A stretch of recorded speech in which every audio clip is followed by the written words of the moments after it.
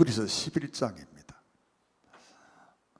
히브리 11장을 자세히 살피지는 않을 것이고요. 오늘 하루에 오늘 11장을 마치려고 합니다. 여러분, 우리가 신앙생활을 하면서 가장 많이 듣는 단어가 있다면 믿음, 은혜, 순종, 축복, 이런 단어들을 아마 가장 많이 들을 겁니다. 여러분, 은혜에 대한 어떤 정의, 순종에 대한 정의, 믿음에 대한 정의를 여러분 어떻게 내리고 있습니까? 여러분, 우리가 순종하는데 순종하면 떠오르는 단어 중에 하나가 굴복이라는 단어입니다. 그러나 여러분, 분명한 것은 순종은 굴복이 아닙니다. 순종은 책임을 떠넘기는 것도 아닙니다. 여러분, 수동적으로 기다리는 것도 아닙니다. 여러분, 순종은 하나님이 하시는 일에 대한 항복입니다. 그런데 하나님이 하시는 일에 대한 항복의 표시가 순종이지만 힘에 의한 굴복이 아니라 이해와 감동에 의해서 하나님의 그 뜻을 나의 행동으로 삼고 나의 삶의 목적으로 삼는 것, 이게 순종입니다. 여러분, 이게 수동적이 아니고 능동적인 것입니다. 하나님께 다 맡겼더니 하나님이 책임져 주셨다, 그런 내용이 아닙니다. 여러분, 이걸 좀 이해하기 쉬운 예를 하나 들자면, 예수님이 겟세마네 동산에서 기도하십니다. 아버지, 이 잔이 내게서 지나가기를 원합니다. 근데 한참 기도하신 후에 주님이 결론을 내리십니다. 그러나 내 원대로 마옵시고 아버지 뜻대로 되기를 원합니다 하고 마지막 결론을 내립니다. 그리고 주님은 십자가의 길을 가십니다. 여러분, 겟세마네 동산에서 기도하실 때 주님의 생각은 뭡니까? 주님의 소원은 이 십자가가 내게서 지나갔으면 좋겠다 하는 것입니다. 근데 아버지의 뜻은 주님이 그 십자가를 지는 것입니다. 그 둘 사이에서 주님이 고민하며 기도했습니다. 그리고 그 기도하는 과정을 통해서 그 끝에 내 뜻이 아닌 아버지 뜻이 이루어지기를 원합니다 라고 기도합니다. 그리고는 그 아버지 뜻을 주님이 선택하신 겁니다. 주님은 내 뜻을 선택할 수도 있고 아버지 뜻을 선택할 수도 있습니다. 아버지가 원하는 십자가의 길을 갈 수도 있고 내가 원하는 십자가의 길을 포기하는 그 길을 선택할 수도 있습니다. 근데 주님은 십자가의 길을 선택하십니다. 그리고 그 선택의 결과로 매를 맞고 침뱉음을 당하고 조롱과 조소를 당하시고 십자가에 못이 박히시고 죽습니다. 여러분, 주님이 능동적으로 그 길을 선택하신 겁니다. 아버지가 강권하시고 강압하시고 그래서 어쩔 수 없이 그 길을 선택한 것이 아니라 주님은 기도하면서 하나님의 뜻에 이해하고 하나님의 뜻에 순응하기를 결정합니다. 그리고 당신이 능동적으로 아버지의 뜻을 선택하고 그 길을 가신 겁니다. 아버지 앞에 다 맡겼더니 아버지가 다 알아서 해주셨다, 그런 의미가 아니라는 말입니다. 그리고 그 선택에 대한 결과도 내가 책임지는 겁니다. 어떤 선택을 했든 그 선택에 대한 결과는 내가 책임을 져야 합니다. 여러분, 이게 순종입니다. 그러면 한번 생각해 봅니다. 아버지께 맡겼더니 아버지가 다 해결해 주는 것이 아니다 그랬습니다. 결국 내가 책임지는 건데, 그러면 내가 다 책임지는 것이라면 은혜는 도대체 뭔 필요가 있느냐라고 하는 거지요. 여러분, 우리가 은혜를 정의를 내릴 때 그렇게 정의를 내립니다. 받을 자격이 전혀 없는 사람에게 베풀어진 하나님의 선물이라고 정의를 내립니다. 이 정의는 타당합니다. 100% 정답입니다. 그런데 여러분, 이런 정의를 내리고 나서 오해가 있습니다. 그러면 공짜일까 하는 것입니다. 여러분, 받을 자격이 전혀 없는 자에게 베풀어진 하나님의 호의, 하나님의 선물이 은혜입니다. 그러면 그렇게 정의를 내리고 나서 그러면 은혜는 공짜로 받는 것이구나 하는 생각을 하게 됩니다. 여러분, 은혜는 공짜가 아니고 변제도 아닙니다. 여러분, 은혜는 하나님의 의지라고 설명할 수가 있습니다. 물론 우리는 하나님의 은혜로 구원받았습니다. 값없이 제사함을 받았습니다. 그러나 여러분, 진짜 은혜는 어떤 게 은혜냐면, 하나님이 나를 구원하시고 나를 통해서 이루고자 하시는 하나님의 뜻이 성취될 때까지 결코 나를 포기하지 않고 끝까지 나를 붙드신다라고 하는 하나님의 의지입니다. 여러분, 이게 은혜입니다. 그래서 여러분, 우리가 은혜할 때 가장 큰 은혜는 십자가의 은혜겠죠. 십자가의 그 큰 은혜로 내가 죄사함을 받았어. 나는 하나님의 자녀가 되었어. 나는 이제 천국 백성이 되었어. 나는 이제 하나님의 나라 천당에 들어갈 거야. 그러므로 나는 마음이 편안해. 나는 행복해. 여러분, 이렇게 반응했다면 뭔가 이상한 것이고 잘못된 것입니다. 여러분, 은혜를 제대로 받고 나면 이렇게 복창해야 합니다. 나는 죽었다. 이게 정상입니다. 여러분, 성경에서 은혜를 가장 많이 받은 사람이라면 누구를 들 수 있을까요? 경중을 따질 수는 없겠지만 베드로나 요한이나 바울이나 이런 주님의 제자들이 아닐까요? 우리가 바울을 가끔 생각합니다. 베드로도 마찬가지고 요한도 마찬가지입니다. 바울이 예수 믿기 전, 은혜 받기 전에 바울은 그래도 떵떵거리며 살았습니다. 근데 은혜를 받고 나서 받아도 세게 받았지요. 요즘 학생들 하는 말로 빡세게 은혜를 받았습니다. 은혜를 그렇게 큰 은혜를 받고 나서 바울의 삶은 어떻게 변했습니까? 죽는 날까지요, 매 맞고 감옥 가고 굶주리고, 여러분, 그게 바울의 삶이었습니다. 매일 걱정하고 매일 막 조마조마하고 이런 삶을 살았습니다. 그리고 마지막에는 참수형을 당합니다. 참수형이 뭡니까? 망나니가 휘두르는 칼에 목이 잘려 죽는 게 참수형입니다. 그렇게 주님 은혜 받은 바울은 그 삶을 살았습니다. 여러분, 오늘 히브리서 마지막에 가면 믿음에 관한 말씀들을 쭉 가시면서 믿음과 은혜는 같이 가는 거거든요.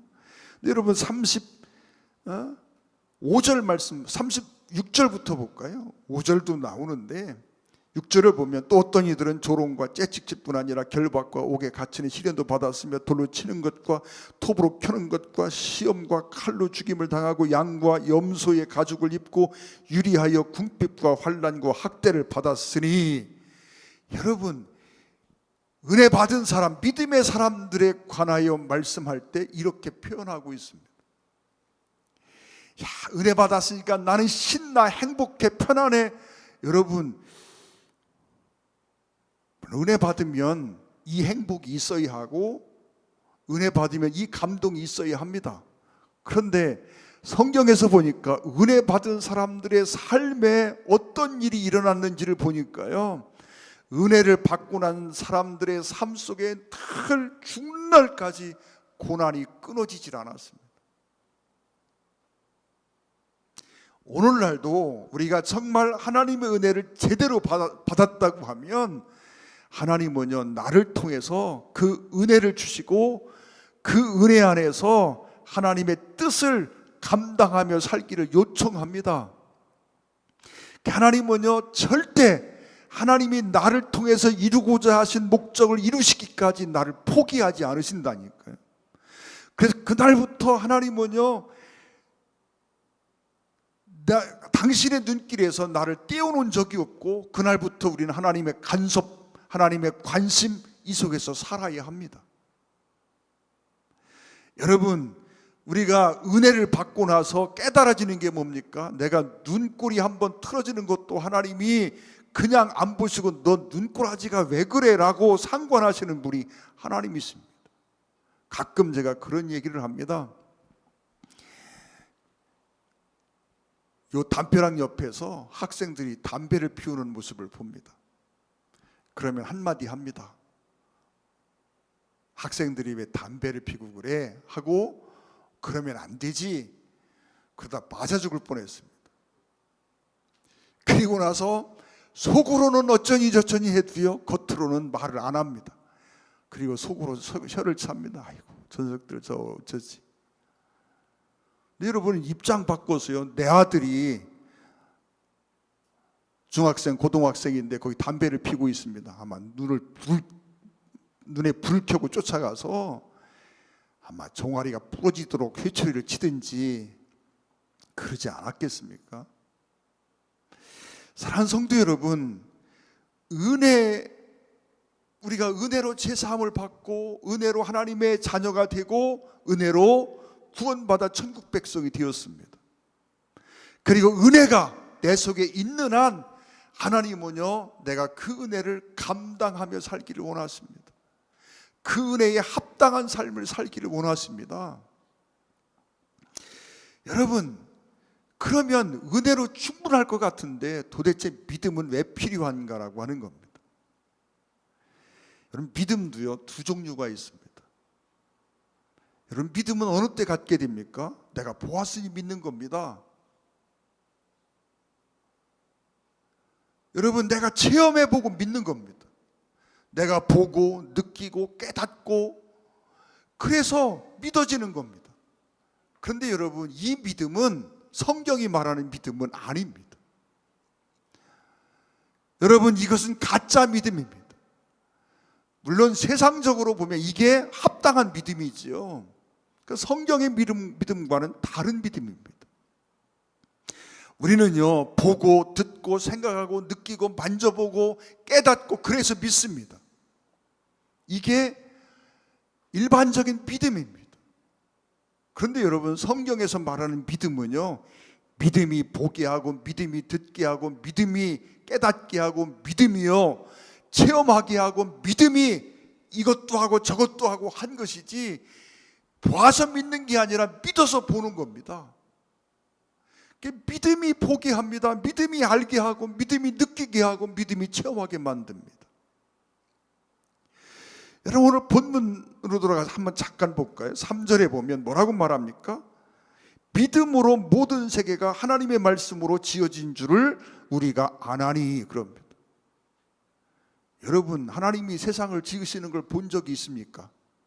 인류 역사에서요, 한 사람도 하나님이 세상을 창조하는 걸 본 사람은 없습니다. 한 사람도 하나님이 세상을 창조하시는 걸 본 사람이 없습니다. 그것도 말씀으로 창조하셨답니다. 하나님이 말씀하시니까 하늘의 해와 달과 별들이 생겨나고, 하나님이 말씀하시니까 온갖 짐승들이 생겨나고, 하나님이 말씀하시니까 갑자기 온갖 식물들이 생겨나고. 여러분, 하나님이 손으로 빚은 것도 아니고 그저 하늘의 해와 달과 별들이 있으라 말씀 한마디 했더니 하늘에 갑자기 해도 생기고 달도 생기고 별도 생기고 이 엄청난 우주가 생겨났답니다. 이거 본 사람이 있습니까? 보지도 못했는데 어떻게 믿습니까? 분명한 것은 우리는 그걸 알고 있습니다. 그렇죠? 보지도 않았는데 어떻게 압니까? 하나님이 말씀으로 세상을 창조하신 걸 어떻게 압니까? 믿음이 그것을 알게 했습니다. 믿음이 그것을 보게 했습니다. 믿음이 그걸 느끼게 했습니다. 여러분, 이건 세상 사람은 이해할 수 없는 일이지요. 아니, 보았기 때문에 믿는 게 맞지, 믿었기 때문에 보았다고 하는 건 말이 안 되잖아요. 분명한 것은 우리는 본 적이 없습니다. 그런데 우리는 알고 있습니다. 하나님이 말씀으로 천지를 창조하셨다고 하는 걸 하나도 의심하지 않고 그대로 믿고 있고 알고 있습니다. 그것이 우리에게 너무나 놀라운 지식이 되어 있습니다. 여러분, 천당 가보셨습니까? 지옥을 가보셨나요? 여러분, 천당 가본 적도 없고 지옥을 가본 적도 없습니다. 천당과 지옥을 본 적이 한 번도 없습니다. 근데 우리는 천당이 있음을 알고 있고 지옥이 있음을 알고 있습니다. 인류 역사상 천당에 들어간 사람 아직 한 명도 없습니다.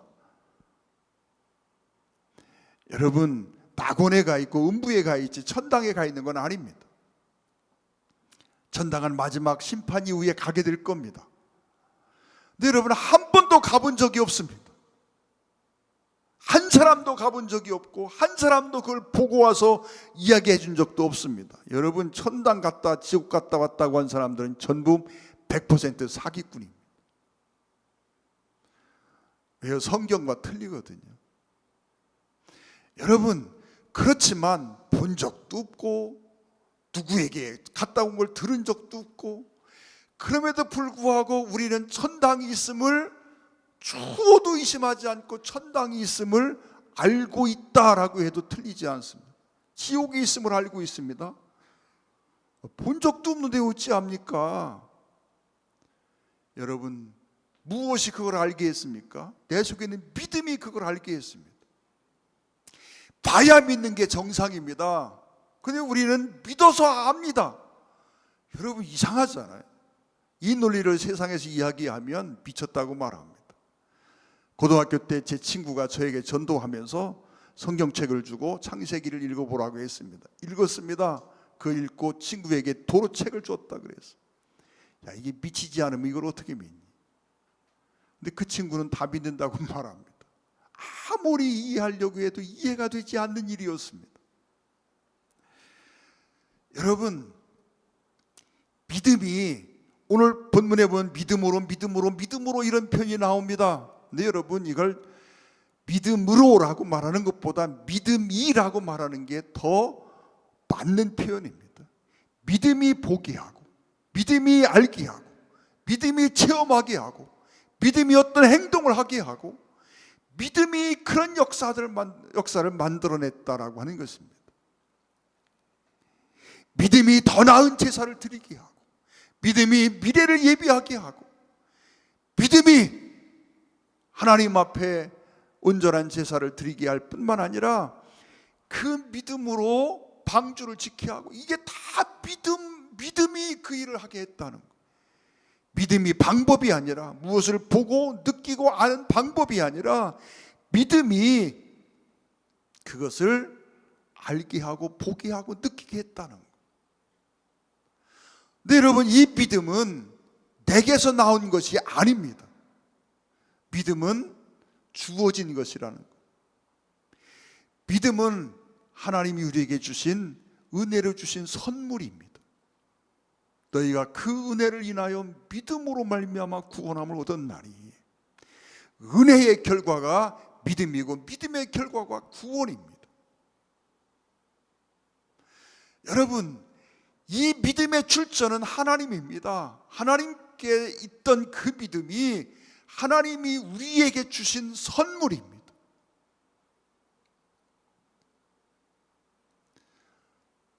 그래서 우리는 그 믿음으로 하나님이 행하신 모든 일들을 깨달아 알 수 있게 됐다는 거예요. 하나님이 당신이 지으셨으니까 아시는 거지요. 그 믿음이 내 속에 들어왔습니다. 그 믿음으로 우리는 하나님이 말씀으로 천지를 지으신 걸 알게 됩니다. 보게 됩니다. 느끼게 됩니다. 체험하게 됩니다. 여러분, 하나님을 인식할 수 있는 유일한 방법이 무엇입니까? 믿음입니다. 하나님은 보이지도 않습니다. 느껴지지도 않습니다. 그런데 그 하나님을 어떻게 알 수 있습니까? 하나님을 인식할 수 있는 유일한 길이 있다면 그것은 오직 믿음입니다. 그런데 그 믿음은 내 스스로 만든 것이 아니라 하나님께서 내게 은혜로 주신 것입니다. 그 믿음의 출처는 하나님입니다. 11장 1절에 그렇게 말합니다. 믿음은 바라는 것들의 실상이요 보이지 않는 것들의 증거니 그랬습니다. 무엇인가 소원하는 것을 보는 방법이 믿음이 아니라 믿음이라고 말하는 게 아닙니다. 많은 사람이 이걸 오해합니다. 무엇인가 내가 소망하고 바라는 것을 보는 방법이 믿음이라고 오해합니다. 그게 아닙니다. 여러분, 믿음을 갖고 있으면, 내가 믿음을 갖고 있으면 그 믿음을 갖고 있는 것 그 자체가 내가 바라는 것들의 실상이야 실체야 라고 말하는 수사입니다. 여러분, 믿음이 방법으로 등장하고 있는 것이 아닙니다. 우리가 오해하면 안 됩니다. 믿음은 방법으로 등장하고 있는 것이 아닙니다. 믿음은, 여러분 오늘 본문에서도 믿음이 방법처럼 보여지기가 쉽습니다. 그럼 믿음은, 여러분 믿음 자체가 정말 어떤 그 주어격입니다. 그 믿음이 포기하는 거예요. 여러분, 믿음 중에 가장 중요한 것이 무엇인지 아십니까? 여러분, 우리는 하나님이 전능하심을 믿고 있습니다. 하나님이 전지하심을 믿고 있습니다. 하나님이 사랑이심을 믿고 있습니다. 다 중요한 거지요. 그런데 여러분, 믿음에 있어서 가장 중요한 내용은 이것이 아닙니다. 귀신도요, 하나님이 전능하신 걸 알고 있습니다. 귀신도요, 하나님이 전지하신 걸 알고 있습니다. 귀신도 하나님이 천지를 창조하신 걸 알고 있습니다. 여러분, 믿는다라고 말할 때 물론 그 믿음의 내용 중에는 하나님의 전능하심이나 하나님의 전지하심이나 하나님의 어떤 역사들에 대한 믿음도 포함되어 있는 것이지만, 그러나 믿음의 가장 중요한 뿌리는 거기에 있지 않습니다. 여러분, 그 믿음의 가장 중요한 내용은 하나님이 내 아버지시다라고 하는 것입니다. 관계입니다. 하나님을 아버지로 인식하는 것, 이게 가장 중요한 믿음입니다.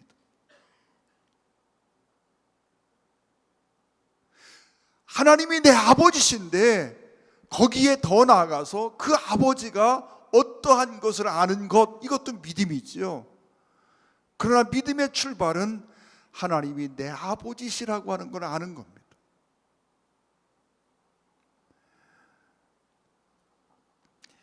여러분, 정말 하나님이 나의 아버지라고 믿어지십니까? 그런데 이 믿음이 어디로부터 왔습니까? 내게로부터 나온 것이 아니다라고 말씀드렸습니다. 성경은 그렇게 말합니다. 믿음은 들음에서 나며 들음은 그리스도의 말씀으로 말미암느니라.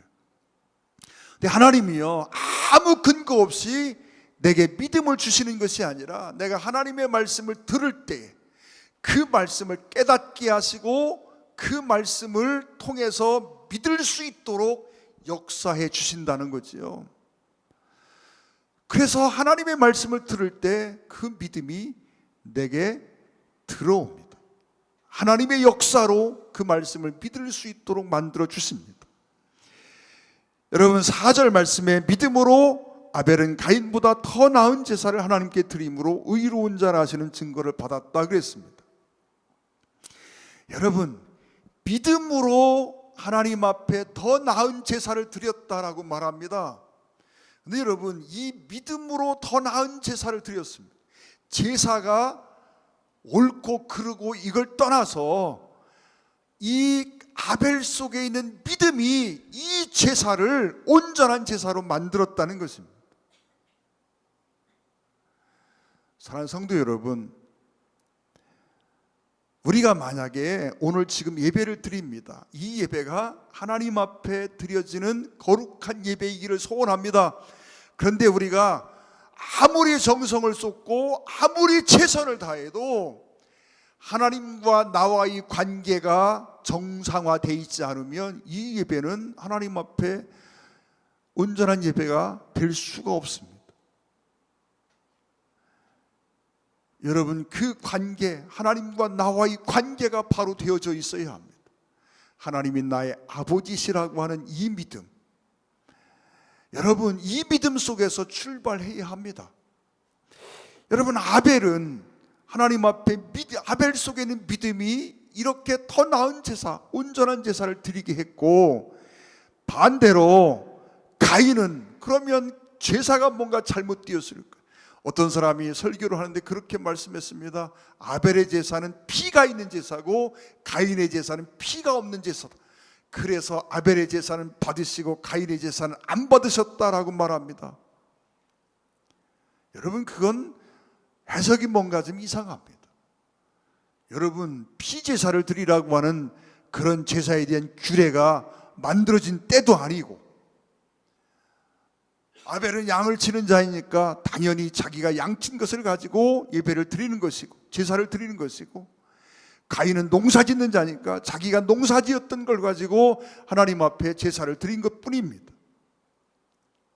근데 그 제사가 어떤 제사는 연납이 되고 어떤 제사는 연납이 되지 않은 것은 그 속에 있는 믿음 때문이라고 하는 얘기입니다. 아벨의 믿음은 하나님이 받으실 수 있는 믿음이지만 가인은 그런 믿음을 갖고 있지 못했다는 것. 다시 말하면 하나님과의 정상적인 관계가 이루어지지 않았습니다. 그러면서 5절에 그렇게 말합니다. 믿음으로 에녹은 죽음을 보지 않고 옮겨졌으니 하나님이 그를 옮기시기 전에 옮기심으로 다시 보이지 아니하였는지라. 그는 옮겨지기 전에 하나님을 기쁘시게 하는 자라 하는 증거를 받았는지라. 그럼 6절에 말씀합니다. 같이 한번 읽어봅니다. 믿음이 없이는 하나님을 기쁘시게 하지 못하나니 하나님께 나아가는 자는 반드시 그가 계신 것과 또한 그가 자기를 찾는 자들에게 상 주시는 이심을 믿어야 할지니라. 여러분, 중요한 것은 믿음이 이런 역사를 만들어냈다라고 하는 것입니다. 그러므로 하나님과 나와의 관계 속에서 6절 말씀에 믿음이 없이는 하나님을 기쁘시게 할 수 없다. 뒤에 물론 믿음의 내용도 나옵니다. 그런데 여러분, 이 믿음의 가장 중요한 내용은 하나님과 나와의 관계라고 말씀을 드렸습니다. 여러분, 그 뒤에 계속해서 믿음으로 나옵니다. 수많은 용사들의 이야기가 나오면서 32절에 가면 그렇게 말합니다. 내가 무슨 말을 더하리요? 기드온, 바락, 삼손, 입다, 다윗 및 사무엘과 선지자들의 일을 말하려면 내게 시간이 부족하리로다. 그들은 믿음으로 나라를 이기기도 하고 의를 행하기도 하며 약속을 받기도 하며 사자들의 입을 막기도 하며, 그러면서 믿음의 어떤 역사들에 대한 말씀을 하고 있습니다. 여러분, 다시 말씀드립니다. 우리 속에 믿음이요, 두 종류가 있습니다. 하나는 가짜 믿음이 있고 하나는 진짜 믿음이 있습니다. 보고 듣고 깨닫고 그래서 믿는 것은 세상의 믿음입니다. 그러나 여러분, 우리가 갖는 믿음은요, 믿음이 하나님께로부터 내게 주어짐으로 그 믿음이 보게 하고 듣게 하고 깨닫게 하고 느끼게 하고 체험하게 하고 하는 것입니다. 여러분, 제가 간증 가끔 말씀드리지요. 저는 성경 처음 읽으면서 세상에 이렇게 황당한 책을 본 적이 없었다고 말씀드렸습니다. 아니, 성경 속에요, 이 많은 내용들이 지금은 너무나 상식적이고 과학적이고 어쩌고 저쩌고 얘기합니다. 맞습니다. 저는 그렇게 믿습니다. 성경 66권 1.1핵도 의심하지 않고 믿습니다. 그런데 여러분, 성경의 어느 하나도 내게 온전하게 느껴진 적이 처음에는 없습니다. 너무 황당하고 너무 공상적인 얘기 같고, 이게요 무협지보다 더 황당한 얘기가 성경 속에 들어있는 거예요. 믿을 수가 없었어요. 여러분, 누가 깨닫게 하고 논리적으로 잘 설명해주고 그래서 내가 이 성경을 믿을 수 있었느냐? 그렇지 않다라고 하는 겁니다. 여러분, 누가 논리적으로 설명을 잘해서 성경을 믿으신 분이 있으면 한번 말씀해 보십시오. 그런 분 없습니다. 어느 날 보니까 내가 믿고 있습니다. 어느 날 보니까 성경이 다 믿어집니다. 내가 하도 황당해서, 아니 내가 이걸 어떻게 믿고 있어? 의심해 보려고 성경을 읽었습니다. 성경을 읽으면서 제가 기록한 게 있습니다. 이건 이래서 거짓말이고, 이건 이래서 거짓말이고, 이건 이래서 틀렸고. 그래서 성경에 틀린 것, 거짓말 이런 것들을 찾으면서 성경을 읽었습니다. 그런데요, 그렇게 다 해놓고도 돌아서서 나를 보면 어느 것 하나도 의심하지 않고 믿고 있습니다. 여러분, 그 믿음이 지금까지 변하지 않습니다. 그 믿음은 내게서 나온 믿음이 아닙니다. 나는 믿을 수 없는 게 성경이었습니다. 여러분, 다시 정리해 말씀드립니다. 믿음이 보게 하는 겁니다. 믿음이 알게 하는 겁니다. 믿음이 체험하게 합니다. 여러분, 그 믿음은 내게서 나온 게 아닙니다. 하나님께서 내게 주신 것입니다. 하나님이 내게 이 믿음을 주신 것이 은혜고, 이 믿음을 주신 것이 내 구원이고, 여러분, 내 삶의 능력입니다. 저 여러분 속에 이 믿음이 늘 충만해서 믿음으로 보고, 믿음으로 듣고, 믿음으로 느끼고, 믿음으로 체험하고, 믿음으로 역사를 이루는 그 삶이 이어지기를 주의 이름으로 축원을 드립니다. 기도하겠습니다. 하나님, 너희가 그 은혜를 인하여 믿음으로 말미암아 구원을 얻었다고 말씀하셨는데, 우리가 정말 하나님의 은혜로 내게 주어진 이 모든 것들을 기억하게 도와 주시옵소서. 믿음이 보게 하는 것이고, 믿음이 알게 하는 것이고, 믿음이 느끼게 하는 것이고, 체험하게 하는 것이고, 믿음이 행하게 하는 것임을 알게 하여 주옵소서. 믿음이 온전한 제사를 드리게 하고, 믿음이 온전한 예배를 드리게 하고, 믿음이 신앙생활을 바로 하게 만들고, 믿음이 우리의 삶을 이끌어간다는 사실을 알게 하여 주옵소서. 그래야 늘 무릎 꿇게 하시고, 하나님께서 내게 온전한 믿음을 날마다 더하시기를 위해서 기도할 줄 알게 하여 주옵소서. 우리 주 예수님의 이름으로 간절히 기도 올리옵나이다. 아멘.